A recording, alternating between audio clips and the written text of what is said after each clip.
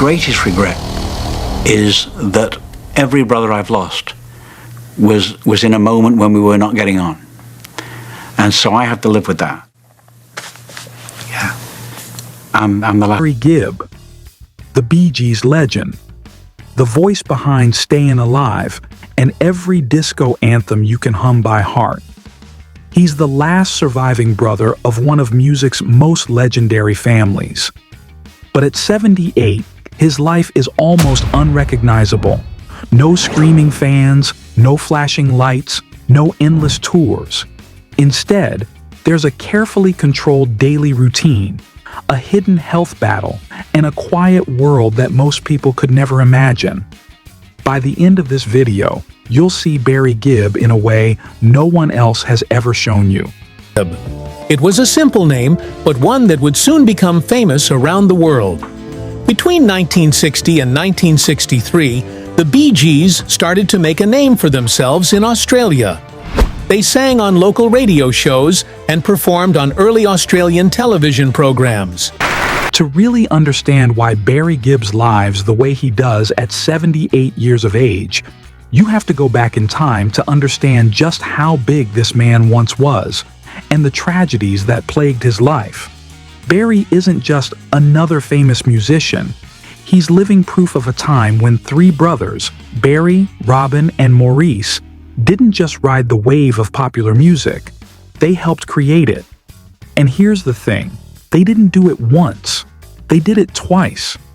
Back in the late 1960s, before disco was even a word anyone cared about, the Bee Gees were already haunting radios with ballads that made people stop in their tracks. To Love Somebody, Massachusetts, and Words.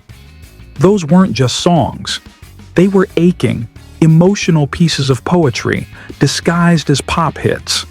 Their harmonies had this haunting, almost church-like quality, and people around the world connected with it instantly. At that point, the brothers weren't wearing gold chains or open shirts yet. They were these slightly awkward young men from Manchester by way of Australia, suddenly becoming the soundtrack to heartbreak. But here's where the story takes a turn. Fame doesn't stay steady, and by the early 1970s, the Bee Gees were drifting.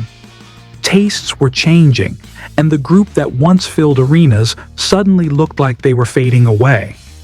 That slump could have been the end, but fate nudged them in a different direction through Eric Clapton of all people. Eric had just recorded in Miami at a little place called Criteria Studios, and he told Barry, "You should try it." That single piece of advice shifted everything. Miami wasn't just a new city, it was like a reset button. Palm trees, ocean air, and the laid-back vibe of South Florida seeped into the brothers' music. And then came the falsetto, that famous soaring Barry Gibb falsetto. Suddenly, the Bee Gees didn't sound like anyone else. By the time they released Main Course in 1975, the world was hearing the birth of something brand new. Then came the bomb that would forever link their name to an era, Saturday Night Fever. When you hear Stayin' Alive, you instantly think of John Travolta strutting down a New York street with a paint can. But beyond the image, that song and that soundtrack changed everything. Night Fever, How Deep Is Your Love, More Than a Woman. They weren't just hits, they became the pulse of the late 1970s. The numbers are still staggering. More than 40 million albums sold. A record-breaking 6 #1 singles in a row in the United States. For a stretch, Barry Gibb was right up there with John Lennon and Paul McCartney as one of the most successful songwriters alive. But as the crown got bigger, it also got heavier. Behind all that glitter and those flashing dance floors was a family slowly getting crushed by tragedy. The story is that his heart was very bad, but he had lived a lifestyle that, you know, very few of us in the family even knew about. So what would you call it? The LA lifestyle. Yeah. You know, you don't have to look too far. First came Andy, the youngest Gibb brother, the baby of the family. Andy wasn't in the Bee Gees, but his solo career was massive. Songs like I Just Want to Be Your Everything turned him into a teen idol. And yet, success didn't keep away the demons. Addiction, depression, and a brutal lifestyle wore him down, and in 1988, Andy died of heart failure at just 30 years old. He was barely a man, and Barry, who had always looked out for him, never forgave himself. He once admitted, "I tried to protect him, but I couldn't." That guilt never really left. A bloody tough year for you. It's actually been a bloody tough decade, you know, since I guess losing Mo. It's 10 years. We lost Mo in 48 hours from being perfectly, spirited, normal guy, as wacky as he always was, to suddenly becoming gravely ill, and we just lost him. Then, in 2003, Maurice, the easygoing twin and the musical anchor of the group, suddenly passed away from complications after emergency surgery for a twisted intestine. He was only 53. One moment he was joking with doctors, the next moment he was gone. Barry said later it felt like the floor just gave out beneath him. It was different because I always felt something was wrong with Rob. And if something's really wrong with you, you don't want everyone to know. So Robin didn't even tell you until No. late in the piece? Even now, those closest to him will say it was something else. There's a lot of not wanting to say what it is. And then Robin. The twin bond between Robin and Maurice was unbreakable, but Barry had his own unique connection with Robin too. They'd fought like brothers but also shared stages, awards, and history. In 2012, after a long, painful battle with cancer, Robin died at 62. Barry sat alone at the funeral, barely able to sing. And then there was one. That's how Barry himself puts it now. "Everyone is gone," he admitted in an interview, his voice breaking. Imagine being the last living piece of something that once set the world on fire. The memories, the laughs, the harmonies. They only exist in Barry's head now. That kind of loneliness doesn't fade when the music stops.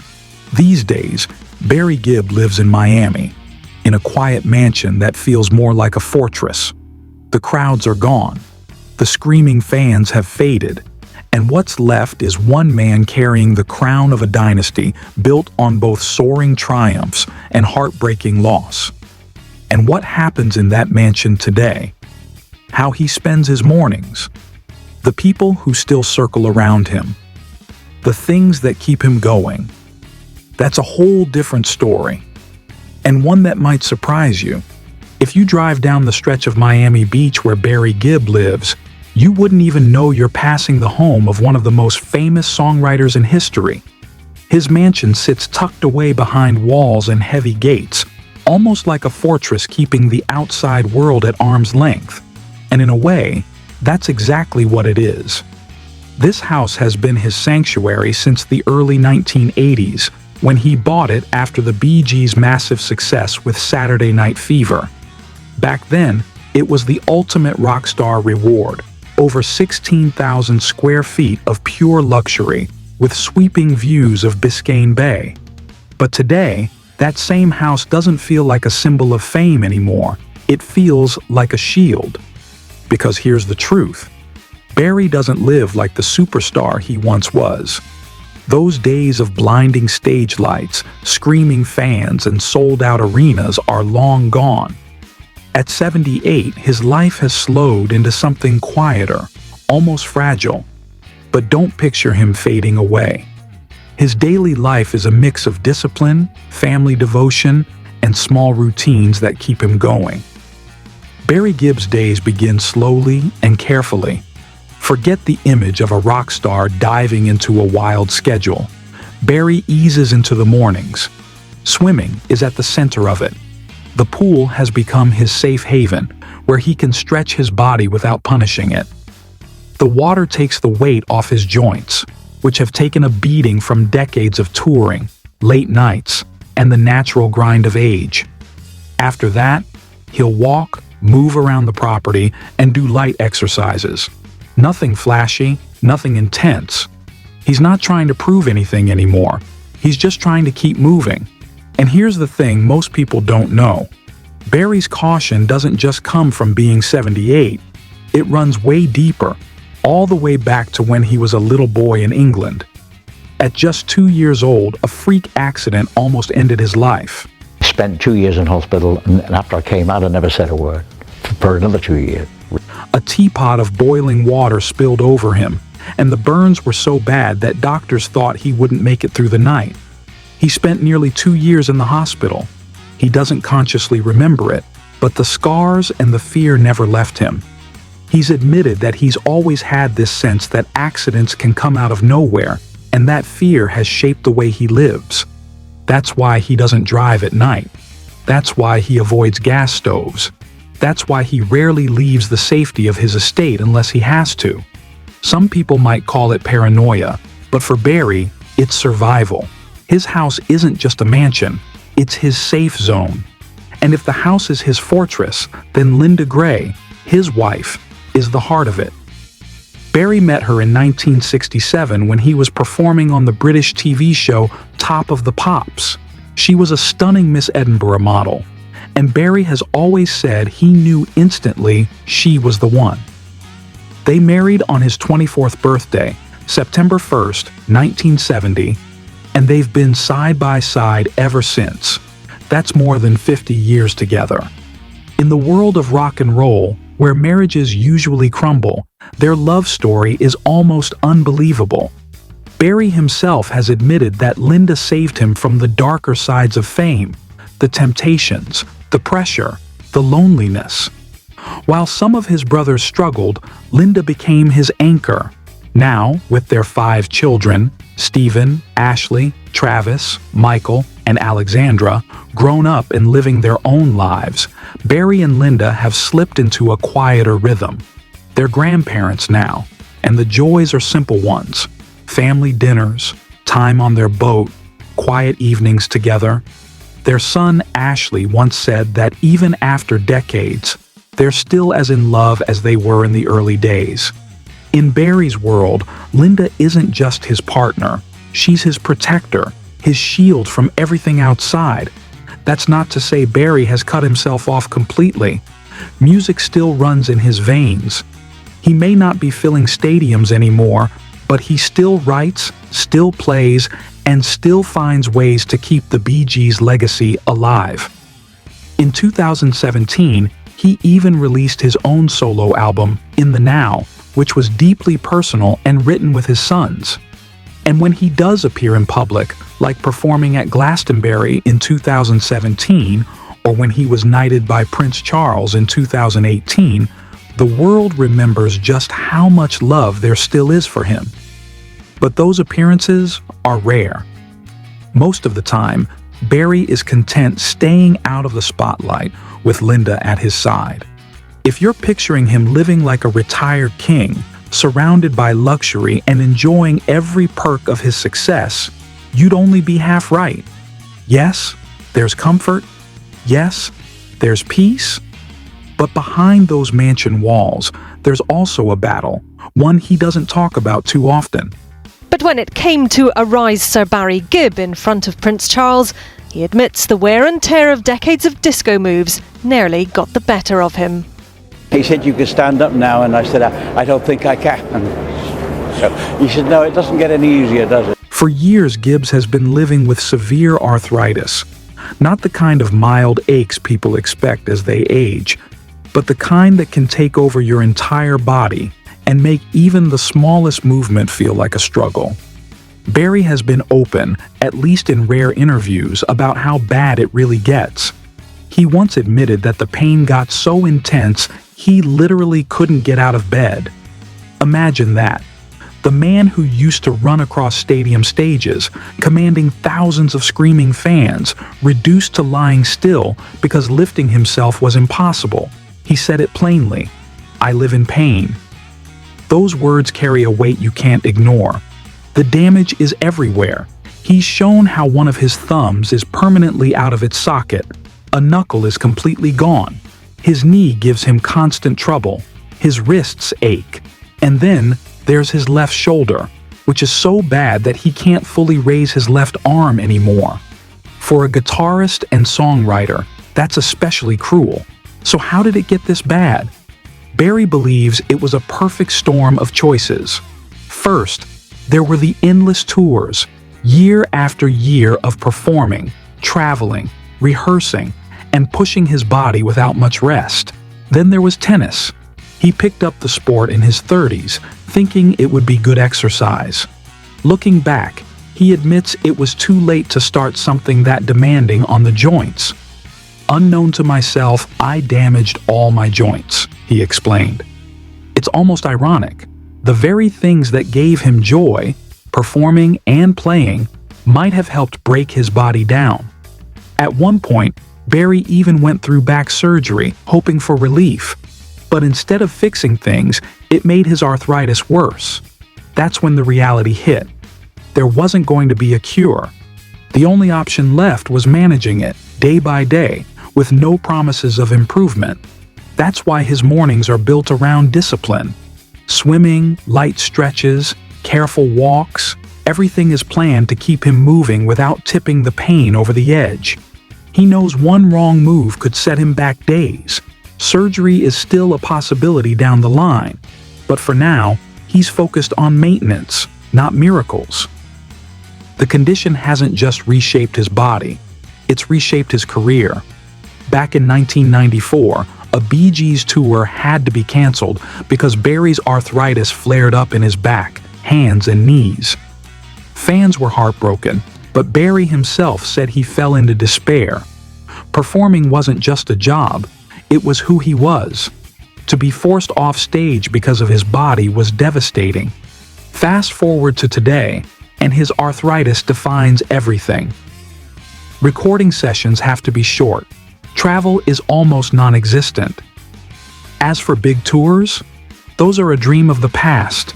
He hasn't announced any, and at this stage, it's hard to imagine him attempting one again. Even projects that once seemed certain, like a special anniversary album or cameos in documentaries, have been quietly shelved, waiting on whether his health will allow it. It's a hard truth to swallow. The man who sang "Stayin' Alive" is now fighting just to stay mobile. But here's where it gets interesting. Despite the pain, despite the limitations, Barry hasn't let this condition erase who he is. He may not be filling arenas anymore, but behind those mansion walls in Miami, his spirit is still very much alive. He's still writing, still surrounded by family, still clinging to the music that carried him this far. And that's where the story shifts, because while his body might be slowing down, his heart, his love for music and his family is stronger than ever. That unshakable spirit is what's kept him going through pain, through loss, through change. And it's the part of Barry Gibb's story that no illness, no arthritis can ever take away. So what does life look like when you balance the weight of physical pain with the love of music and family? That's where Barry surprises everyone. Barry Gibb's spirit is anything but broken. His body may be slowing down, stiff, with the weight of arthritis and years of touring, but his mind refuses to live in the past. These days, he clings to something he calls "in the now." It isn't just a catchy phrase, it's his personal compass. Back in 2016, he made that motto official when he released his first album of new solo songs in over 3 decades, and he even gave it that name, "In the Now." Think about that. For 32 years, he had carried silence as a solo artist. 32 years of grief, hesitation, and the impossible feeling of standing on stage without Robin and Maurice. To break that silence was more than just a creative project. It was a declaration that he wasn't done yet. He admits he never would have done it without 2 voices pushing him in the right direction. One was his wife, Linda, the quiet anchor in his stormy world. She's been with him since 1970, through the wildest highs and darkest losses. He says she gave him the emotional strength to get back up. The other was Sir Paul McCartney. Barry likes to joke that if Paul tells you to keep writing songs, you don't argue, You listen. McCartney understood what it means to outlive your bandmates. He nudged Barry to pick up his pen again, and Barry did.